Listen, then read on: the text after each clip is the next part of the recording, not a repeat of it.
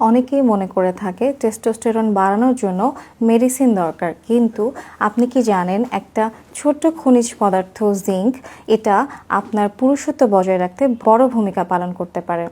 আসসালামু আলাইকুম এভরিওয়ান, আমি ডক্টর নাবিলা নিকিতা আজকে আপনাদের সাথে জিঙ্কের কার্যকারিতা সম্পর্কে কথা বলবো। জিঙ্ক এমন একটি অপরিহার্য খনিজ পদার্থ যেটি শরীরের বিভিন্ন এনজাইমেটিক কার্যকলাপে সক্রিয় ভূমিকা পালন করে থাকে। প্রথমত, এটি টেস্টোস্টেরন প্রোডাকশনে সহায়তা ভূমিকা পালন করে।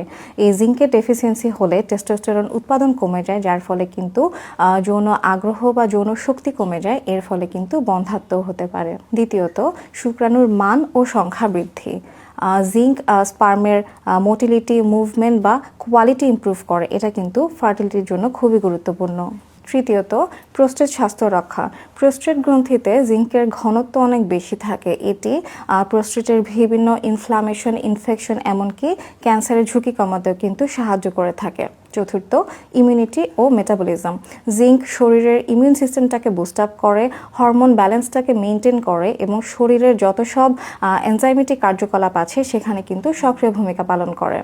বিভিন্ন জিঙ্ক সমৃদ্ধ খাবার যেমন সামুদ্রিক মাছ, ডিম, বাদাম, কালোজিরা, কুমড়ার বীজ, ডাল ইত্যাদি খাবারকে আপনি আপনার দৈনন্দিন খাদ্য তালিকায় অ্যাড করতে পারেন। আশা করছি ভিডিওটি ভালো লাগবে। দেখা হবে নেক্সট কোনো ভিডিওতে আবারও। ততদিন পর্যন্ত ভালো থাকবেন, সুস্থ থাকবেন। ধন্যবাদ সবাইকে।